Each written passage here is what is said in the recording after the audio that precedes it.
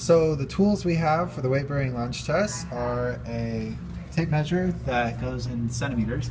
So we can see here, we've got it in centimeters going on across. It's pretty long. You want it to be at least 40 centimeters because most people are going to be below 40. Then you're going to have your patient either in socks or barefoot. You don't want them in shoes. So you're going to test both feet. Start at 12 centimeters, so we'll be here at 12. The great toe is going to be at the 12 centimeter mark.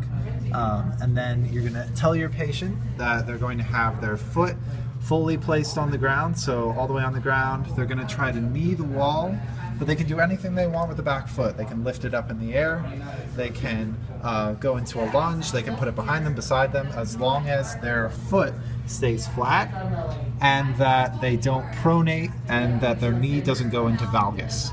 So we want to prevent too much motion inward. We want their knee to stay over the middle of their foot. So you're going to have them test, go through so as far as they can until they can't go. So we're going to move her back just a small amount. So we're going to go to 13 centimeters.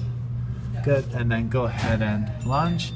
So she's still able to touch the wall, but her ankle's coming off slightly from the ground. So go ahead and go back to flat. So you can see, go ahead and do that again. So watch how her ankle comes off the ground.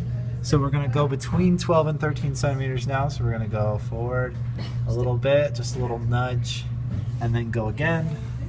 So here she's able to touch the wall and her ankle isn't coming up off the ground. So we're going to go a little bit farther back now to see if we're matching between that 12.5, 12.7. So here at 12.7, we're still getting a little bit of that lift, so she's probably about 12.6. Do the same on the left side, measure it in the same way. So you start about 12 and then continue the measurements, have them knee the wall, and then measure the data.